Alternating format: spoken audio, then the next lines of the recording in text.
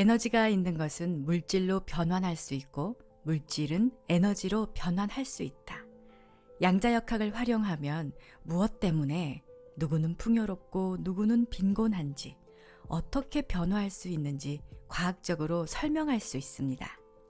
오늘은 양자역학으로 소원 실현법을 코칭하는 퀀텀 시크릿을 소개해 드립니다. 우리 눈에 보이는 현실 세계는 우주 전체의 5%에 불과하다는 사실을 알고 계셨습니까? 내 몸, 돈, 집, 자동차처럼 눈에 보이고 만질 수 있는 물질 세계는 우주 전체에서 겨우 5%, 나머지 95%는 마음, 영혼, 감정, 생각처럼 우리 눈에 보이지 않는 세계입니다. 이것은 단순한 추측이 아니라 도쿄대학 우주방사선 연구소의 과학적인 자료입니다. 그러면 내가 살고 있는 지금 이 현실을 움직이고 있는 것은 눈에 보이는 5%의 물질 세계일까요? 아니면 95%의 눈에 보이지 않는 영적인 세계일까요? 양자역학을 활용해서 95%의 눈에 보이지 않는 세계의 원리를 알게 되면 겨우 5%에 불과한 현실의 목표를 이루는 방법에 이를 수 있습니다.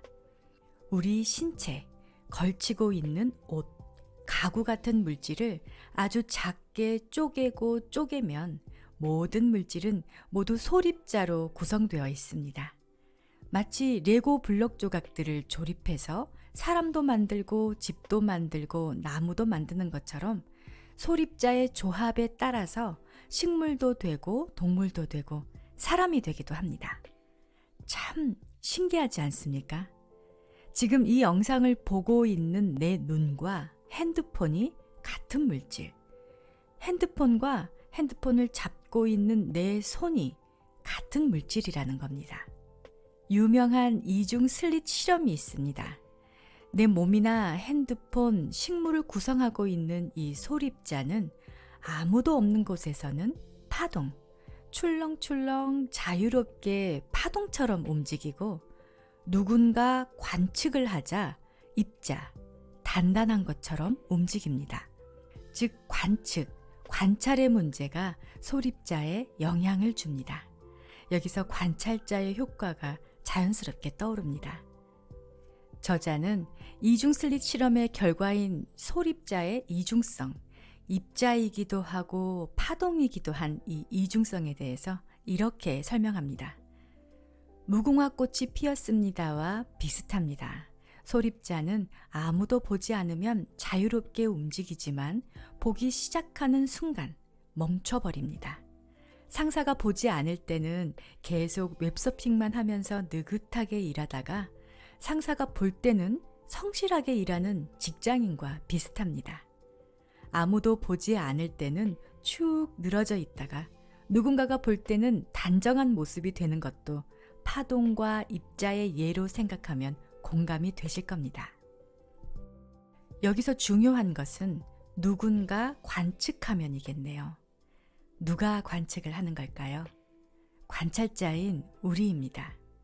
우리가 레고 블록 조각으로 사람이나 집을 만들 거야 라고 생각한 후에 블록 조각들을 조합해서 형태를 만드는 것처럼 관찰자인 우리가 나는 아름다운 정원이 있는 3층 집에 살고 싶어 라고 그 집을 상상하고 거기서 살고 있는 행복한 감정을 느끼면 이 소립자는 가능성의 상태에서 파동으로 놀고 있다가 관측하는 순간 입자가 돼서 현실로 나오기 시작합니다.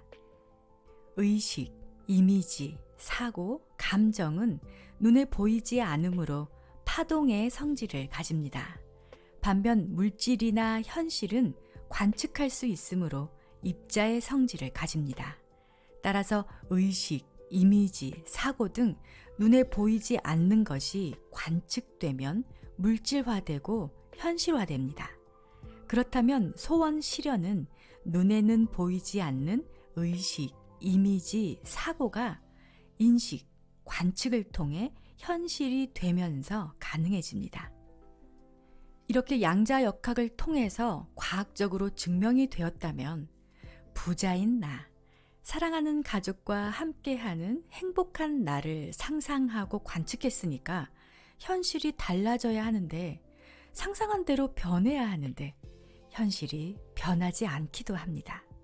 무엇 때문일까요? 다 같은 물질인 소립자로 구성되어 있는데 무엇 때문에 누구는 풍요롭고 누구는 빈곤할까요?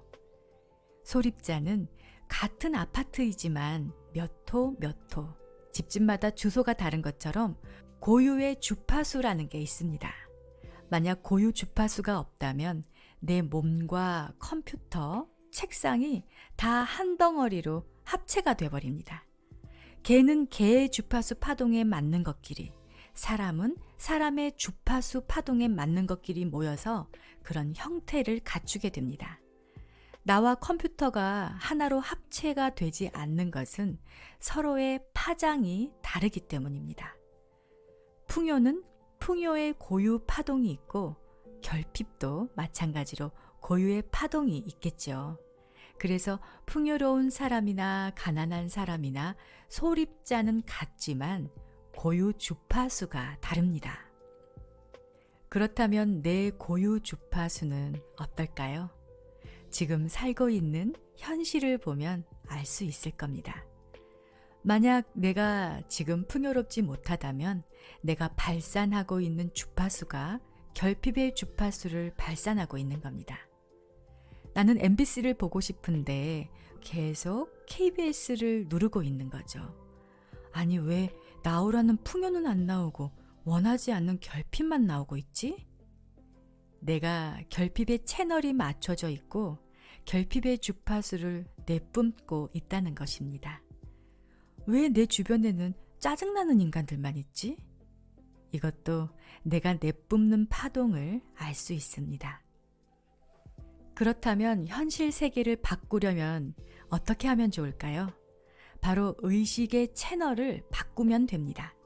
보고 듣고 느끼는 것도 텔레비전이나 라디오의 원리와 마찬가지로 의식의 채널을 어딘가로 맞추느냐에 따라서 현실을 바꿀 수 있습니다. 현실 세계에서도 의식의 채널이나 감정의 주파수를 목적에 맞추면 그 의식의 에너지나 감정의 에너지와 공명해 같은 현상을 끌어당기기 때문입니다. 따라서 좋아하는 일에 의식의 채널 주파수를 맞추면 원하는 현실을 끌어당기고, 불안한 일에 의식의 채널 주파수를 맞추면 불안한 현실을 끌어당깁니다. 항상 웃는 얼굴인 사람 주위에는 웃는 얼굴인 사람이 모이고, 우울하고 불만이 많은 사람 주위에는 마찬가지로 우울하고 불만이 가득한 사람만 모입니다. 실제로 우리가 웃는 얼굴의 파동을 발산하면 웃음이 넘치는 행복한 세계를 끌어당깁니다. 예부터 전해지는 속담 중 웃는 얼굴에 침 못 뱉는다나 웃으면 복이 온다라는 말은 정말 이치에 맞는 말입니다. 환경이나 타인을 억지로 바꿀 수는 없습니다. 그러나 자기 자신은 바꿀 수 있습니다. 현실을 바꾸고 싶다면 먼저 자신의 태도는 물론 사고방식 등 내면을 바꿔야 합니다. 내면은 눈에 보이지 않는 세계이기 때문에 주파수로 표현합니다. 그러므로 현실을 바꾸고 싶으면 자신이 발산하는 주파수, 파동을 바꾸세요.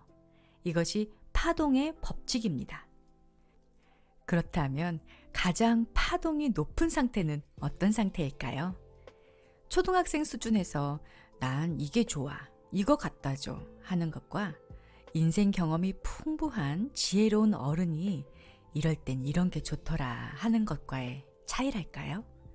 파동이 높다는 것은 굳이 끌어당김을 하지 않아도, 상상이나 목표 쓰기를 하지 않아도 저절로 알아서 나에게 가장 적합하고 좋은 것들이 오게 됩니다. 어떻게 하면 가장 파동이 높은 상태가 돼서 저절로 모든 것이 원만해질 수 있는지에 대한 내용으로 다음 시간에 또 찾아뵙겠습니다. 오늘도 함께 해주셔서 감사합니다.